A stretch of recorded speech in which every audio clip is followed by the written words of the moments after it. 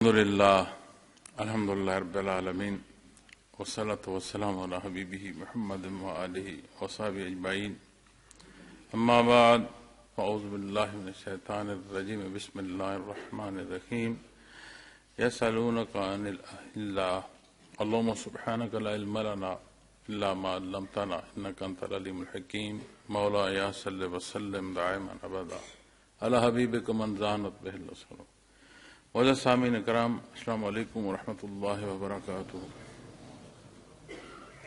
شاد باری تعالیٰ ہے آپ سے چاندوں کے بارے پوچھتے ہیں،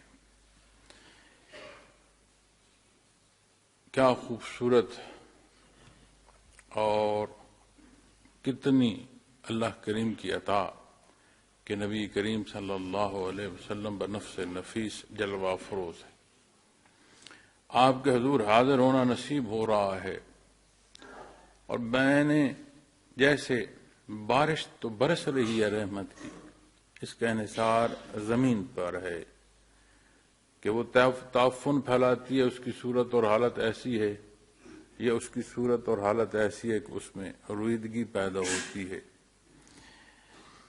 آپ کے حضور بے شمار پہلوؤں سے سوال ہوئے۔ بنیادی طور پر سوال جو ہے یہ از قسم علم نہیں ہے، از قسم جہالت ہے۔ بالعموم یہ سمجھا جاتا ہے کہ سوال کرنا شاید بڑی علمیت ہے۔ اب اس کا انحصار ہے کہ سوال کس پہلو سے کیا جا رہا ہے، نیت کیا ہے۔ تو مشرکین مکہ یہ کوشش کرتے تھے کہ ایسے ایسے سوال لائے جائیں جن کا ان کے نزدیک جواب جو ہے وہ محال ہے، ناممکن کے قریب ہے۔ اب آپ جلوہ فروز ہیں، قرآن کریم میں یہاں تک بھی فرمایا گیا ہے کہ جو پوچھا جائے گا نزول قرآن ہے اس کا جواب دے دیا جائے گا، اور پھر وہ امتحان نہ بن جائے، چونکہ اقوام سابقہ نے یہ روش اختیار کی، مختلف پہلوؤں سے سوال کیے۔ مثلا اونٹنی سے متعلق ایک ایسا سوال تھا کہ کوئی پھر ایسا معجزہ ہوا حضرت صالح علیہ السلام سے کہ جی ہمیں خرق عادت ہو، ہمیں پتہ چلے کہ آپ اللہ کے نبی ہیں۔ اللہ کریم نے انہیں اونٹنی کا معجزہ عطا فرمایا۔ اونٹنی چٹان سے نکلتی ہے اور پیٹ سے ہے، کوئی بات سمجھ کی نہیں، کوئی تحقیقی ایسی نہیں کہ پتھر سے ایک زندہ جانور نکلے اور پھر وہ بچے سے بھی ہو۔ اب ساتھ جو امتحان بنا، آپ علیہ الصلوۃ والسلام نے فرمایا اسے چھونا نہیں، قرآن کریم بیان فرماتا۔ لیکن انہوں نے اس کی کونچیں کاٹی تو آپ نے فرمایا بس 3 دن پھر انتظار کرو، تمہیں جواب مل جائے گا۔ تو جب بات سوالات کی آتی ہے تو قرآن کریم نے فرمایا کہ جواب دے دیا جائے گا، پھر امتحان نہ بن جائے۔ تو آپ کے حضور بے شمار پہلو مخلوق عرض کر رہے۔ ایک شہادت قرآن کریم یہ بھی ارشاد فرماتا ہے کہ جو اللہ کریم کا کلام نازل ہوتا ہے وہاں ایسی اللہ کی مخلوق ہے جن کے ایمان کو بڑھانے کا سبب ہے، اور جن زمینوں میں خرابی ہے، فساد ہے، فرمایا وہ ان کا ایمان اور خراب ہوتا ہے، وہ اور بے ایمانی میں دھکیلے چلے جاتے ہیں، چونکہ اس پر تمسخر کرتے ہیں، اعتراض کرتے ہیں، مقابل آتے ہیں۔ اسی طرح جب بات سوال کی آتی ہے تو یہ خیال رہنا چاہیے کہ سمجھنا ہے تو بات اور ہے، الجھاؤ پیدا کرنا ہے معاملہ اور ہو جائے گا، بدنیتی کا کوئی پہلو ہے تو پھر بات وہ صالح نہیں رہے گی۔ ہر وقت میں گرد و پیش کے جو حالات ہیں وہ اثر انداز ہوتے ہیں، یہ کوئی ایسی بات نہیں کہ جسے بندہ کہے کہ کوئی غیر معمولی بات ہے، یہ ایک معمول کی زندگی ہے۔ آج کی جتنی جدت ہے، آج کے جتنی یہ جسے آپ کہتے ہیں کنیکٹیوٹی، رابطے کا جو تیزی ہے، اس سارے میں ایک عجیب سی صورت بن گئی ہے کہ وگرنہ اگر میں کسی سے سوال کر رہا ہوں یا اعتراض کر رہا ہوں، اس کے لیے میرا روبرو ہونا یا کوئی ایسا پیغام یا ایسی تحریر جس سے یہ ثابت ہو کہ یہ کون ہے، اس کے لیے پھر کچھ مضبوطی چاہیے ہوتی تھی۔ اب ہر ایک کو معلوم ہے کہ میں جو سوال بھیج رہا ہوں، جو اعتراض کر رہا ہوں، جس سے کر رہا ہوں وہ نہیں جانتا کہ میں کون ہوں، میں کہاں بیٹھا ہوں، میری حیثیت کیا ہے اور میں کس نظریے سے بات کر رہا ہوں۔ اب بات تربیت کی ہوتی ہے، اس لیے ہم اپنے گرد و پیش دیکھتے ہیں کہ یہ انحطاط ہے، اس کا اتنا اثر ہے کہ ہم نے دنیا تو دنیا دین پر بھی اعتراضات کے پہلو جو ہیں وہ اختیار کر لیے ہیں۔ اب جیسے میں نے عرض کیا کہ سوال از قسم علم نہیں ہے، تو جب نیت جیسی ہوگی پھر ویسے اثرات تو مرتب ہوں گے۔ اللہ کریم کے قانون میں تو تبدیلی نہیں ہے، اس کی سنت تبدیل نہیں ہوتی، تو قرآن کریم نے بڑا واضح بیان فرمایا، جو جس راہ کو اختیار کرے گا اس طرح کے جو نتائج ہیں وہ مرتب ہوں گے اور وہ اپنا انجام ویسا پائے گا۔ تو یہاں جب آپ کے حضور حاضر ہو رہے ہیں تو میں جو نقطہ عرض کرنا چاہ رہا ہوں کہ موقع کیسا خوبصورت ہے، کیسی اللہ کی عطا ہے کہ جہاں کنکریاں کلمے پڑھ رہی ہیں، شہادت دے رہی ہیں، جہاں حضرت علی رضی اللہ تعالیٰ عنہ سے روایت ہے کہ مکہ مکرمہ کے مضافات میں جب آپ صلی اللہ علیہ وسلم کے ساتھ آپ باہر تشریف لے جاتے تو شجر و حجر درود پڑھتے تھے۔ کیسی اللہ کی عطا ہے۔ حضرت رحمۃ اللہ تعالیٰ علیہ کے ساتھ مدینہ منورہ میں حاضری کا موقع ملا، میں نے ایک بات عرض کی کہ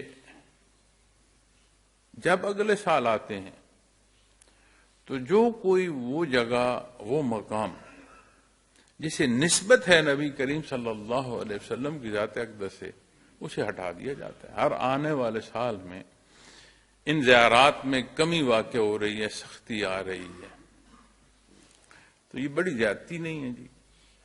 آپ مسکرائے ہلکے سے اور آپ نے فرمایا میرا بیٹا صدیاں انہیں نہیں ہٹا سکی، ہر طرح کے لوگ آئے، آج کیوں ہٹ رہے ہیں؟ ہم اس قابل نہیں رہے کہ ہمیں یہ زیارات نصیب ہوتی۔ اگر کوئی دیکھنا چاہتا ہے تو ان فضاؤں میں جہاں نبی کریم صلی اللہ علیہ وسلم کی نظر مبارک جہاں تک گئی ہے، انوارات ہی انوارات ہیں، دیکھے نا، یہ کہاں فضا سے کوئی ہٹا پائے گا۔ اور آپ بنفس نفیس جلوہ افروز ہیں۔ جب سے اللہ کریم نے اس خلق کو پیدا فرما اور جب تک کہ اس کی حیات، سب سے مبارک ترین جو وقت ہے وہ بعثت رحمت عالم صلی اللہ علیہ وسلم۔ تمام زمانوں میں افضل ترین زمانہ بعثت محمد الرسول اللہ صلی اللہ علیہ وسلم۔ موقع ہے تو اسی طرف قرآن کریم اشارہ فرما رہا ہے، رہنمائی فرما رہا ہے کہ یسألونک عن الأہلہ، آپ سے چاندوں کے بارے پوچھتے۔ اب مشرکین کی روش تھی کہ جو اعتراض کر سکتے ہیں وہ کر دیتے، پھر وہ علماء یہود کے پاس جاتے کہ کوئی ایسا اعتراض بتاؤ جس کا جواب نہ دیا جا سکے۔ پھر وہ ہستیاں جنہیں رب کائنات نے اپنی محبوب کی خدمت کو چنا، پیدا فرما، صحابہ کرام رضوان اللہ علیہم اجمعین، آپ کے حضور حاضر ہیں، جہاں جو ضرورت پیش آئی آپ کی گوش گزار کی، جواب اللہ رب العالمین عطا فرما۔ کیا عطا ہے بھائی، کیا کرم ہے اس کا اور کتنا اس نے عطا فرمایا۔ اب آپ کے حضور ایسی روایات بھی ہیں جس میں صحابہ کرام رضوان اللہ علیہم اجمعین نے بھی اس تعجب میں یہ جو چاند گھٹتا ہے، چاند بڑھتا ہے، تو اس کے پیچھے کیا راز ہے، کیا حکمت ہے؟ تو قرآن کریم نے جواب ارشاد فرمایا، اللہ کریم نے انہیں رہنمائی عطا فرمائی، جس کی تعلیم نبی کریم صلی اللہ علیہ وسلم نے دی۔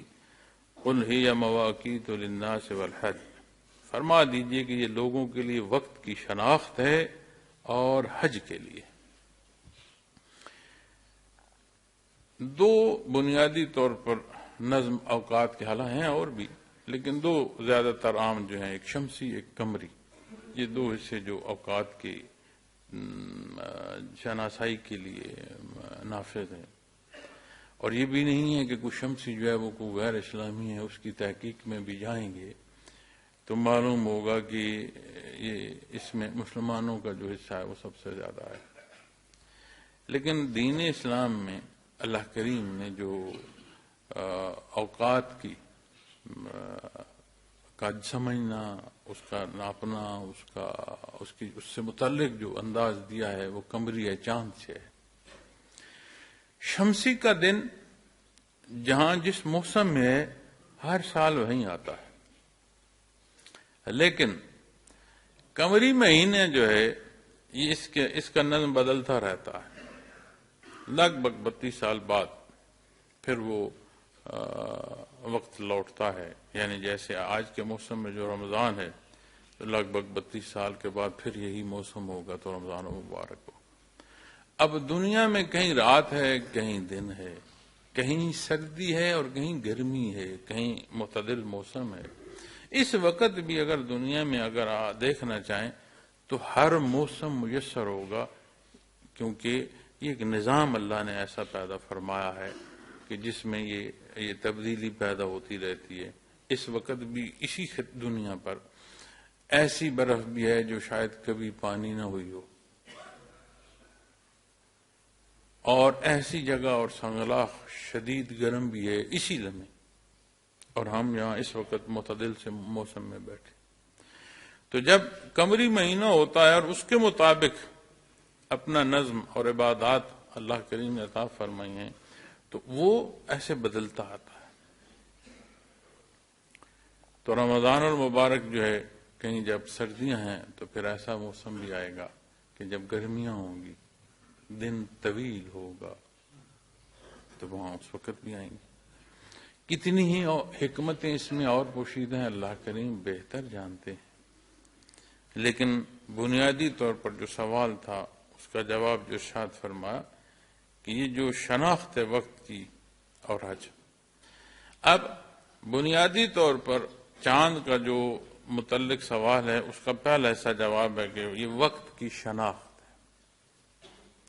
اب حج بیان فرمایا تو اس وقت کے استعمال کے بارے میں بھی رہنمائی نصیب ہو گئی، اس وقت کا استعمال اللہ کی عبادت میں کرو۔ جب آپ اسے معنی بعید میں دیکھیں گے تو سمجھ آئے گی کہ یہ جو وقت ہے جسے ہم تقسیم کر رہے ہیں، تقسیم کار کی نظر سے دیکھ رہے ہیں، اس میں جو کار ہے اس میں بنیادی حیثیت اللہ کے حکم کو دی جائے اور عبادات کا جو وقت ہے اسے استعمال کیا جائے۔ حج کے لیے ہے وَلَيْسَ الْبِرَّ بِأَن تَأْتُوا الْبُيُوتَ مِن ظُهُورِهَا وَلَكِنَّ الْبِرَّ مَنِ اتَّقَىٰ، فرمایا اور یہ کوئی نیکی نہیں کہ تم گھروں میں ان کے پیچھے سے آؤ، اور لیکن نیکی پرہیزگاری اختیار کرنے میں ہے۔ اطاعت کا ایک اور جو پہلو بڑا تلخ ہے وہ یہ ہے کہ رسم و رواجات جو ہے وہ معاشرہ اس کی نظر ہو جاتا ہے، اور وہ رسم و رواجات جہاں بڑی خوش دلی سے اختیار کرنے کا ایک مظاہرہ کیا جاتا ہے، ہوتی وہ مصیبتیں ہیں، اس لیے کہ وہ زندگی کی جو روانی ہے اس میں رکاوٹ دیتی ہیں، اس میں سہولت نہیں دیتی۔ قرآن کریم نے ان کے حج سے متعلق جو بیان فرمایا ہے اور جو تاریخ بیان فرماتی ہے کہ یہ بیت اللہ کے گرد طواف تو کرتے تھے، بے لباس، سیٹیاں بجانا، شور و غوغا کرنا، الٹا ایسا عمل کہ جو مزید بندے کے لیے بدبختی لائے۔ انہی رواجات میں ایک رواج یہ بھی تھا کہ اس موقع پر جب گھر سے نکلا جائے تو جیسے گھر سے نکلے ہیں تو جو کچھ ساتھ ہے، جو کمی بیشی ساتھ ہے، اس کے ساتھ حج کے ایام میں واپس نہ آیا جائے۔ اور ہم نے یہ جو دروازے سے نکلے ہیں، اس دروازے سے نکلتے وقت جو کیفیت حال تھی، اب حج کے بعد وہ ساری درست ہو جائے گی، پھر گھروں میں داخل بے شمار پہلو۔ یہ بھی ہے کہ اس وقت میں کوئی گھر میں بیٹھا نہیں ہے، واپس گھر کو آرام کے لیے نہیں جا رہا اپنی عبادت میں، تو بے شمار پہلو ہیں۔ تو اس میں یہ رواج پھر کہ سامنے سے دروازے سے تو نکلے ہیں، پھر وہاں سے داخل نہیں ہونا، پھر بعد میں جو داخل ہونا ہے وہ پھر گھر کے پچھواڑے سے داخل ہو۔ اب یہ کیا ہے؟ تو ایک رواج ہے، اللہ جانے سی بات۔ تو اللہ کریم نے یہ بھی تربیت عطا فرمائی کہ رسم و رواجات عبادت کا درجہ نہیں رکھتی۔ عبادت جس کا حکم ہے اس کا بعین ہی تعمیل تک پہنچنا عبادت کہلائے گی۔ حج سے متعلق جو اللہ کریم نے اپنی نشانیاں بیان فرمائی ہیں، جس پہلو کو، جس بات کو اس نے پسند فرمایا، اب آپ حج پر تشریف لے جاتے ہیں، آپ عمرہ پر تشریف لے جاتے ہیں، طواف کیا جاتا ہے، صحیح کی جاتی ہے، حج کے موقع پر ساتھ مزید 3 دن کا قیام ہے، عرفہ میں جاتے ہیں، واپس منی میں لوٹتے ہیں، مزدلفہ کا قیام ہے۔ آپ غور فرمائیں، ایک ایک شے کو اٹھا کر دیکھیے، وہ جو صحیح آپ کر رہے ہیں اس کی تاریخ قرآن کریم کیا بیان فرماتا، نبی کریم صلی اللہ علیہ وسلم نے کیا بیان فرمایا۔ ایک والدہ کی تڑپ ہے، ایک والدہ کی تڑپ ہے اپنی اولاد کی جو پیاس کی تکلیف ہے اس سے متعلق۔ قیامت تک جسے حج نصیب ہے، عمرہ نصیب ہے، وہ ان 2 پہاڑیوں کے صفا و مروہ کے درمیان بھاگ رہا ہے۔ اب اس کی بنیاد دیکھیں کہ آپ اپنے اس نوزائیدہ کی جو پیاس کی شدت ہے اور وہ حصہ درمیانی جہاں سے بچہ نظر نہیں آتا، وہ آپ قدم مبارک جو ہے تیز اٹھاتی ہیں، دوڑ کر گزرتی ہیں، لیکن اس مقام کو آپ نے چھوڑا نہیں ہے۔ یہ بھی تو ہو سکتا تھا نا کہ بچے کو اٹھاتی ہیں، کسی ایک رخ نکل جاتی، یہ بھی تو ممکن تھا۔ جہاں اللہ کے حبیب نے، جہاں خلیل اللہ نے اپنے آل کو چھوڑا، کیوں چھوڑا؟ اللہ کے حکم پر۔ اس حکم کی تعمیل اور اس تعمیل کی کوئی پہلو جو ہے وہ نہیں چھوڑا گیا۔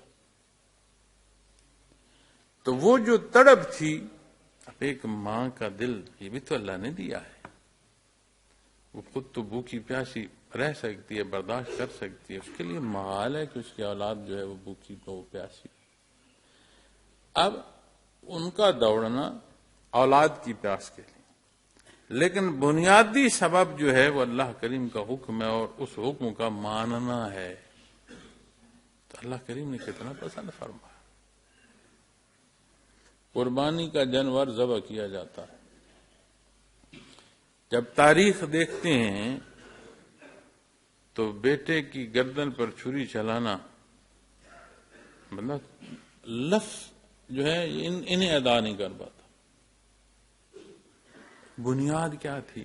تعمیل حکم۔ اس نے پسند فرمایا، اب قربانی کی جب بات آئے گی وہ سنت تازہ ہو رہی۔ اسی طرح جب اللہ کریم نے بیان فرمایا کہ یہ کوئی نیکی نہیں کہ تم گھروں میں ان کے پیچھے سے کوئی انداز اختیار کرتے رہو، حکم کے تحت نہیں ہے، تو پھر اسے شرف قبولیت نہیں ہے، وہ عبادت ہے ہی نہیں، جہالت۔ تو اسی طرح اب جب ہم رمضان المبارک میں ان مبارک گھڑیوں میں ہیں اور اللہ کریم کا احسان ہے کہ مزید برکت کا سبب کتنی ہی پہلو ہیں، کہ جمعۃ المبارک ہے، اوپر پھر رمضان المبارک ہے، خانہ خدا میں بیٹھے ہیں، کتنے پہلو۔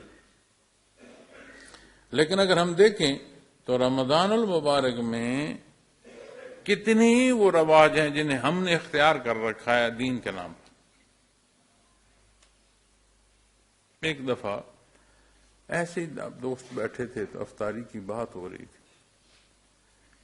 تو بات کی کہ جی افطاری کراتے ہیں، تو ساتھ دوسرا بیٹھا کو بڑا ثواب کا کام ہے۔ میں کہوں میاں بات سنو، یہ جو ہم پروگرام بنا رہے ہیں اس میں اللہ کی رضا مقصود تھی یا مخلوق کی واہ واہ مقصود تھی؟ دوستوں کو راضی کرنا جب مقصد ہے تو پھر ساتھ دین آسان دین کا کیوں چڑھا رہے ہو؟ ہاں اگر مقصد وہ ہے تو پھر اس پہلو کے بیان کی ضرورت ہی پیش نہ آتی کہ دوست راضی کرنے، تو جب دوست راضی کرنے ہیں تو پھر بات تو نیت پر ہے، انحصار تو نیت پر ہے۔ ظاہراً لوگ سمجھیں، لوگ کہیں کہ بڑا اجر اور ثواب کا کام ہے، لیکن جب ترازو پر آئے گا، پیمانے پر آئے گا تو پھر نیت کیا ہے؟ اسی طرح ہم مساجد میں، ختم قرآن میں، عبادات میں کتنی پہلو ہم داخل کرتے چلے جا رہے ہیں۔ لیلۃ القدر میں دیکھیں، پھر اس کا انداز وہ جو چراغاں کا ہے اس میں دیکھیں، پھر اللہ نے خوشی عطا فرمائی عید کی، اس عید کی خوشی کا اظہار آپ باہر نکل کر دیکھیں رات کو،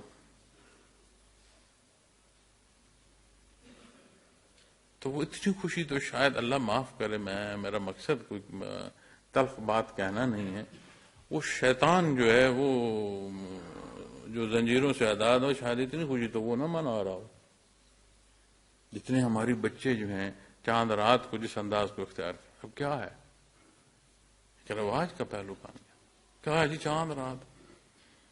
تو چاند رات کا مطلب کیا؟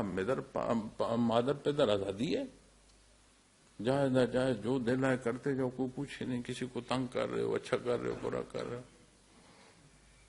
پھر اسی طرح رمضان المبارک کا ایک ایک لمحہ کتنا قیمتی ہے، اور یہ جو ایک ساتھ ہم بتائیے، یہ میں جو ابھی کہہ رہا ہوں اس میں ساتھ بیت گئے، آپ کی بھی میری بھی، دنیا کی دولت جمع کرو اور اسے ایک ساتھ کو لوٹا کر لے آؤ۔ تو اللہ کریم نے فرمایا نا قل ہی مواقیت للناس والحج، تو پھر اس ساتھ کا استعمال کیسا ہونا چاہیے؟ رب کائنات نے یہ جو فرصت عطا فرمائی ہے اس کا استعمال پھر ویسا ہونا چاہیے نا جیسے مالک کی مرضی ہے۔ تو حج کے موقع اور حج کی مناسبت سے جو احکامات ہیں ان میں کتنی باریکی ہے اور کتنی رہنمائی ہے کہ اللہ کریم نے اپنی نشانیاں بیان پر شاعر بیان فرمایا ہے، اپنی نشانیاں بیان فرمائی اور فرمایا یہ کوئی نیکی نہیں ہے کہ گھروں میں ان کے پیچھے سے ہو، اور لیکن نیکی پرہیزگاری اختیار کرنے میں، وَلَٰكِنَّ الْبِرَّ مَنِ اتَّقَىٰ، پرہیزگاری اختیار کرنے میں۔ پرہیزگاری کیا ہے؟ نیکی کیا ہے؟ ورع و تقوی کیا ہے؟ وہ ایسا غفور رحیم ہے محترم سامعین کرام، ہر پہلو سے ہم اپنی ضرورت پوری کر رہے ہوتے ہیں۔ عبادات میں بھی آپ غور فرمائیں، نماز سب سے بڑا حکم ہے، اور نبی کریم صلی اللہ علیہ وسلم کا فرمان ہے بے نماز ہم میں سے نہیں۔ جو نماز ادا کرتا ہے اس کی ابتدا سلام تک اس کی وجودی ضرورت کو بھی پورا کر دیتی ہے۔ بڑی ترقی سائنس جو کر رہی ہے وہ کہتی ہے نماز آپ کی وجود کی ایسی حرکات ہیں جو صحت کے لیے آپ کی ضرورت ہے۔ روزہ جسے ہم باہر سمجھتے ہیں، آج کی ساری جدت یہ مجبور ہے کہنے کو کہ سال بھر میں معدے کو اتنا وقفہ لازم درکار ہے تاکہ وہ صحت مند رہے۔ نیند کے اوقات کو آپ دیکھو، عشاء سے فجر کا درمیان وہ کہتے ہیں بہترین وقت ہے نیند کا، اگر یہ نہ سویا جائے دن سارا سوتے رہیں اس کے برابر نہیں ہو سکتا۔ خوراک کھاتے ہیں، دو نوالے فرمان ہے، آپ نے پسند فرمایا کہ دو نوالے کی بھوک چھوڑ دی جائے، دو نوالے کی بھوک چھوڑ کر دیکھو صحت پر کتنا اثر پڑتا ہے۔ بندہ صحت مند ہوتا چلا جاتا. تو دینی احکامات جو ہیں یہ انسان کی ضرورت ہیں، اس کے باوجود رب کائنات نے یا ایھا الناس، اے اولاد آدم، سب کو دعوت دی، مجبور نہیں فرمایا. بات احکامات اور ان کی سمجھ کی آتی ہے یا ایھا الذین آمنوا، پھر بات آتی ہے اعملوا الصالحات. تو رواجات جو ہم نے اپنی زندگی میں اختیار کیے ہیں بہت بڑے مسائل پیدا کرتے ہیں. ایک تو فضول ہے، تنگی کا سبب بنتے ہیں. دوسرا جو بہت بڑا نقصان کرتے ہیں کہ ہم انہیں دین سمجھ کر رہے ہوتے ہیں. تو جو فضولیات ہم اپنے ساتھ جوڑ لیتے ہیں اس کی جگہ احکامات کی پابندی جو ہے یہ درست پہلو. تو نیکی جو ہے وہ پرہیزگاری میں ہے، اور پرہیزگاری کیا ہے؟ اس کلام ذاتی کو جسے سجا کر سنوار کر خوبصورت لحافوں میں رکھ کے ہم نے بالا خانوں میں رکھ دیا ہے، اسے یہاں لانے کی ضرورت ہے. یہ جو بالا خانہ رب کائنات نے وجود میں عطا فرمایا، اس کی ضرورت ہماری یہاں ہے. یہاں کوئی پہلو ایسا ہی نہیں. اٹھاؤ، اٹھنا، بیٹھنا، چلنا، بولنا، دیکھنا. میں خود محسوس کرتا ہوں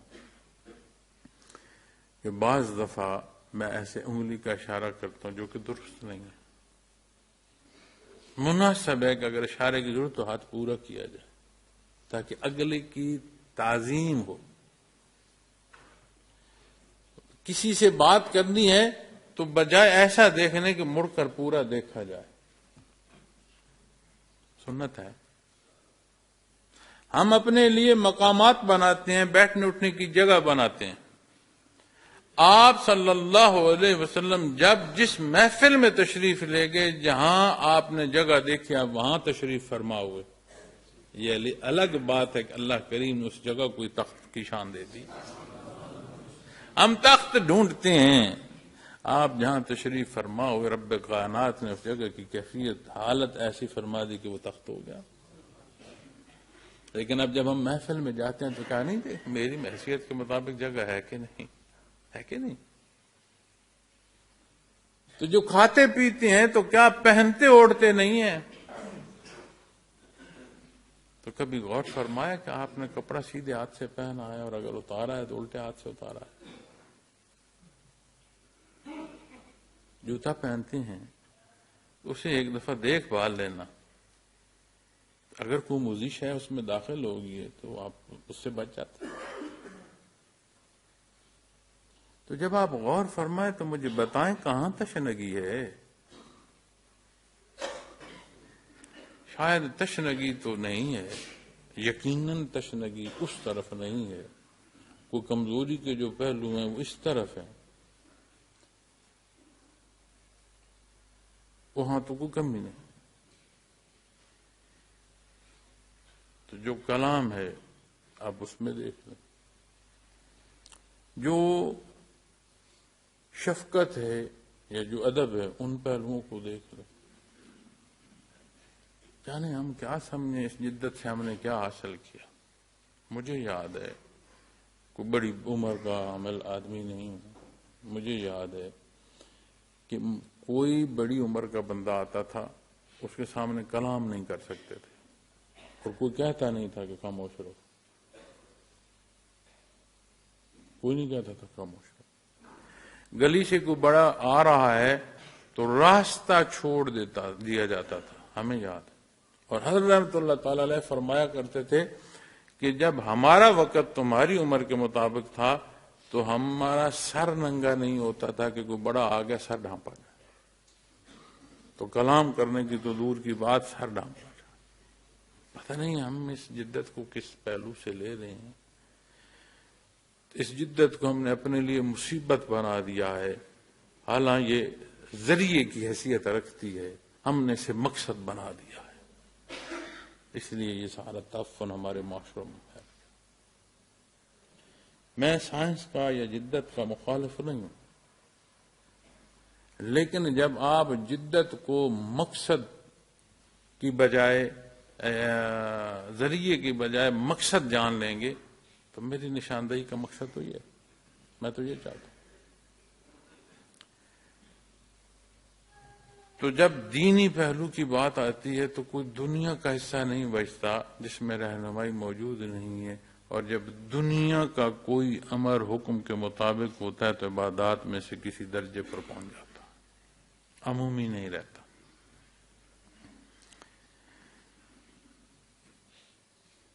وَأْتُوا الْبُيُوتَ مِنْ أَبْوَابِهَا،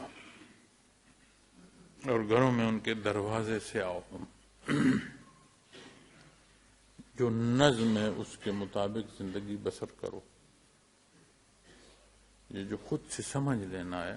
اچھا ایک اور بات میں عرض کروں آپ سے، بہت ساری مصیبتیں جو ہم نے بنا رکھی ہیں نا، یا جن مصیبتوں کے ہم نظر ہو چکے ہیں، اس میں گرد و پیش وہ بات ہے یا نہیں، ہم اپنے آپ اپنے اندر سمجھ رکھی ہوتی ہے. اس طرح ہوگا تو پھر میرا مقام بڑا ہوگا، یہ پہنوں گا تو ایسا لگ رہا ہوں گا، لوگ یہ محسوس کر رہے ہوں، ایسے گزروں گا، ایسے بیٹھوں گا، ایسے پہنوں گا، فلاں شے ہوگی، لوگ یہ کہیں گے.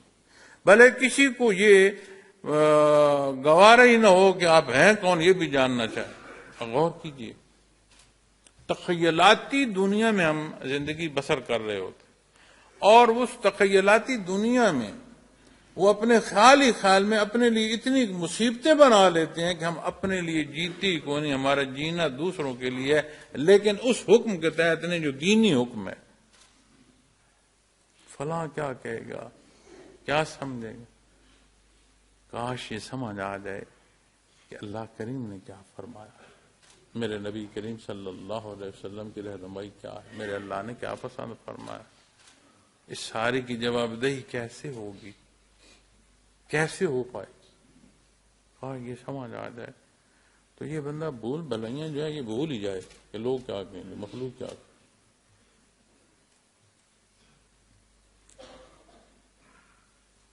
تو گھروں میں ان کے دروازے سے آؤ. اب دروازے سے گھر میں داخل ہونا، دروازہ ہوتا ہی اس لیے ہے کہ وہاں سے داخل ہوا جائے، وہاں سے نکلا جائے.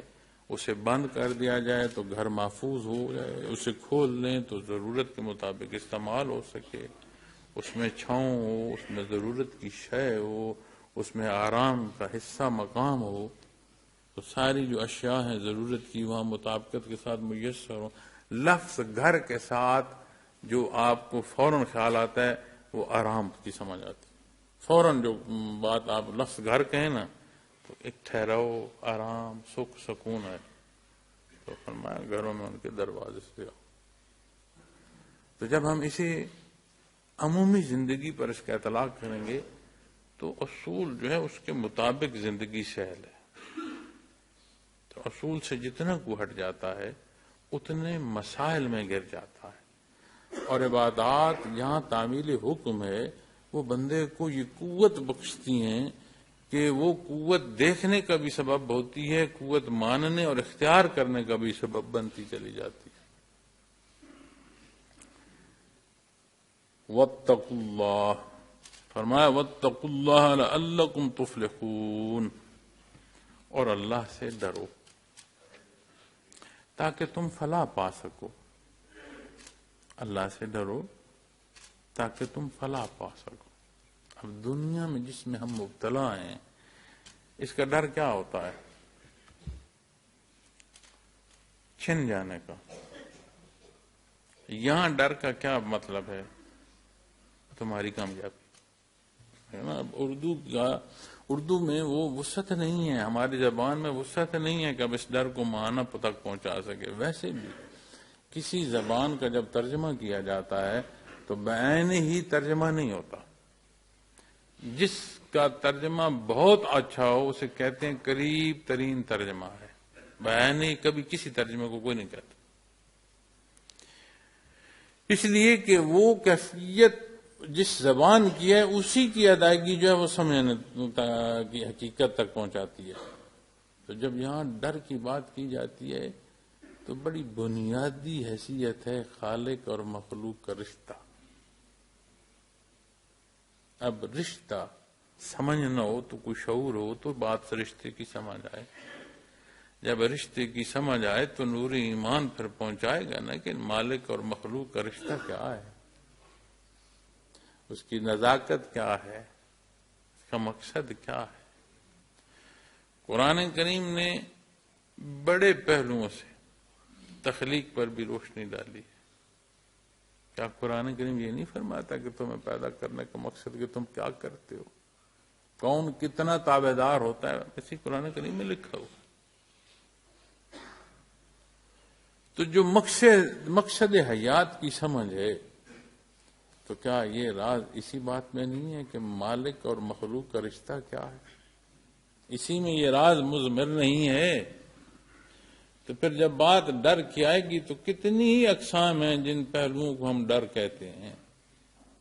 تو حضرت بڑے پیار سے اور بڑی عاجزی سے فرمایا کرتے تھے، کبھی محبوب کے روٹھ جانے کا ڈر جانا۔ تو جو کچھ ہم کر رہے ہیں، رمضان کی عظمت ہے، رمضان کو رمضان ہونا کس نے عطا فرمایا؟ اس کے اشرجات کی برکات، یہ برکات کس نے عطا فرمائی ہے؟ بات لیلۃ القدر کی آئے گی۔ دیکھو نبی کریم صلی اللہ علیہ وسلم جلوہ افروز ہیں، اقوام سابقہ کا تذکرہ ہے، اور اللہ کے حبیب کے دل میں یہ خیال آیا کہ ان کی تو زندگیاں کتنی لمبی تھیں، انہیں اللہ نے کتنا موقع رکوع سجود کا، عبادات کا عطا فرمایا، میری امت کی عمر تو بڑی چھوٹی سی ہے۔ اس لمحے جبرائیل امین حاضر ہوئے اور اللہ کریم نے یہ خوشی لیلۃ القدر کی عطا فرمائی۔ اب آپ غور فرمائیں، 10-11 سال کا رمضان نصیب ہو جائے تو وہ 1000 سال سے بندہ تجاوز کر جاتا۔ حیات جو ذاتی ہے اس میں تعطل بے شمار ہے، لیکن جس وقت کو شرف قبولیت نصیب ہو رہی ہے، اور اگر اس کا جو فرمان ہے اس کی شرح میں جائیں کہ 1000 مہینے سے بہتر ہے، تو وہ 1000 مہینے کی بہتری کی طرف جو شرف قبولیت ہے وہ لمحہ لمحہ لہجہ لہجہ رکوع سجود ہے، اس میں انقطاع نہیں پھر۔ تو خود بندہ جو بیٹھے تو وہ کیا کر پائے گا؟ انسانی عوارضات زندگی کمزوریاں کی کتنی پہلو۔ آج کی صحت تو کسی کو 2 چند بیٹھنا نہیں دیتی کہ اسے وضو کی ضرورت پوری نہیں ہوتی۔ ہماری زندگی، ہمارے وجود، ہماری صحتیں، ہماری خوراک، ہمارے انداز ایسے ہو چکے ہیں کہ وجود بیکار ہو چکے۔ آج ہم دیکھتے ہیں کہ سیڑھی چڑھنا محال ہے، تو پرانے جہاں عمارتیں ہیں وہاں کی سیڑھیاں دیکھ کے ہماری آج کی سیڑھی کی نسبت 2 حصے بڑی ہیں، اور جہاں بادشاہ رہتے ہیں ان کی، جو ان کے حکمران تھے، ان حکمرانوں کا بھی انداز جو زندگی کا ایسا تھا کہ ان کے وجود درست تھے، صحت مند تھے۔ ہم نے جانے اس جدت کو کیا لپیٹا ہے، اس نے جدت نے ہمیں زندگی محال ہو۔ تو فرمایا لعلکم تفلحون، فلاح کیا ہے، بہتری کیا ہے، وہ خوش بختی جو اللہ کریم عطا فرمائے۔ فلاح کیا ہے، سادہ الفاظ میں بات کر لیتے ہیں۔ فلاح ہے کامیابی۔ کامیابی کیا ہے؟ قرآن کریم کیا فرماتا ہے؟ فوز النظیم کسے بیان فرماتا ہے؟ تعمیل حکم کے تحت مقصد حیات وہ جو اللہ نے مقرر فرمایا ہے۔ معزز سامعین کرام، اگر میں اپنے کلام کو سمیٹوں، اپنے گزارشات کو سمیٹوں، کیونکہ بات کلام کی محتاج نہیں ہوتی، علم کے لیے ضروری نہیں ہے کہ بے شمار الفاظ ہوں۔ آپ لعلکم تفلحون ساری بات سمجھ آ جاتی، جو فرمایا جا رہا کس لیے، اس لیے۔ حدیث مبارکہ اٹھائیں، اختصار ہے، شرح میں بیٹھ جائیں، کتاب میں لکھتے جائیں۔ تشفی نہیں ہوگی، سمجھ آئے گی نہیں ابھی کچھ کمی رہ گئی. تو تقاریر کو جتنا لمبا بھی کرتے رہیں، بات یہ نہیں ہے، بات نقطے کی ہو، اصل ہو، مقصد کی ہو، مطابقت کی ہو. تو اگر میں اپنی اس ساری گفتگو کو سمیٹتا ہوا عرض کروں دو چار جملے، تو جو مجھ کم علم کو سمجھ آتے ہیں وہ یہ آتے ہیں کہ یہ جہان فانی جس میں خواہشات کی ہم نے دنیا بسا رکھی آئیں، اس سے ہم نکلے. اللہ کی حقیقی زندگی میں ہم اپنی ساتھیں بسر فرمائیں جو اس نے عطا فرمائی. ہمیں فکر لاکھ ہے کیا ہوگا، آج کیا ہے کل کیا ہوگا. ہمیں ذرے کی فکر لاکھ نہیں ہے کہ میں کیا کر رہا ہوں. جو حصے میری ذمہ داری ہیں ان کی ادائیگی کیسے ہو رہی ہے. رمضان المبارک کی یہ مبارک ساعتیں ہم سے یہ پردہ ہٹائیں اور ہمیں واضح دیکھنا نصیب فرمائیں. یہ ہماری زندگیوں میں وہ مثبت بدلاؤ ہو جو ہماری روش کو بدل کے رکھ دے، سدھار دے ہمیں. لوگ اس وقت بھی پیدا ہوئے جب دین اسلام کی ترویج اور اس کی ابتدا تھی. اس وقت بھی مخلوق پیدا ہوئی جب یہ معلوم دنیا کے 3 حصوں پر نافذ تھا. انحطاط میں بھی پیدا ہوئے. آج ہم جس وقت میں ہر طرف سے جو جیسے پانی میں آ جائے نا ہلاؤ تو کشتی کو ہر طرف سے تھپیڑے پڑتے ہیں. آج جیسے میں نے حاصل قوم ہم سارے ہر طرف سے تھپیڑے کھا رہے ہیں، آج بھی لوگ پیدا ہو. لیکن جب جس کو جو وقت اللہ نے عطا فرمایا عین اس کا وہی وقت ہے. یہ بنیادی بات. اس وقت کو اس نے کیسے صرف کیا یہ اس سے متعلق سوال ہے. ہم سارے بیٹھے غور و خوض کر رہے ہوتے ہیں، سارا دن بحث ہوتی ہے، اس کا حاصل کوئی نہیں. بڑا خوبصورت ملک ہے اور اس کی بنیادوں میں گارا مٹی پانی نہیں لگا، خون لگا ہے، گوشت لگا ہے، ہڈیاں لگی ہیں ہمارے اجداد کی. ہم نہیں جانتے، اس کے مخالف جانتے ہیں.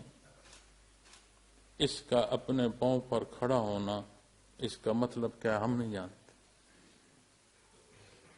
اور یہ جو ہر پہلو سے ہمیں جھنجھیڑا جا رہا ہے، اللہ کرے یہ ہمارے جاگنے کا سبب ہو جائے. کیونکہ بندے مومن کا ہوش میں آنا وہ صرف بات پھر نعرے کی نہیں رہتی، وہ اقرار اللہ اکبر کا، وہ اقرار کلمہ طیبہ کا اتباع تک جب پہنچاتا ہے پھر بندے مومن کو کوئی نہیں روک سکتا. تو یہ جو حالات کے تھپیڑے ہیں، اللہ کرے یہ ہمیں جگانے کا سبب ہو جائے. میں نصیب ہوں. تو جو جہاں جس حیثیت میں آپ معاشرے میں اپنی حیثیت کے مطابق ایک محرک ہے، اپنی اس حرکت پر غور فرمائیں کہ آپ کیا حرکت کر رہے ہیں، اس کا رخ کیا ہے. اللہ یہ ساتیں قبول فرمائے، ہماری غلطیاں اور گناہ معاف فرمائے، اور بالخصوص ان مبارک ساعتوں میں جو ہم نے لغزشیں کر دی اللہ ہمیں ان کی معافی عطا فرمائے. دائر دنیا کی زندگی رب کائنات سہل بنائیں، ایمان سے جینا نصیب فرمائیں، اور ایمان سے دار دنیا سے جانا نصیب ہو. زندگی اس کے نام پر نصیب ہو، موت اس کے نام پر نصیب ہو. وآخر دعوانا الحمدللہ.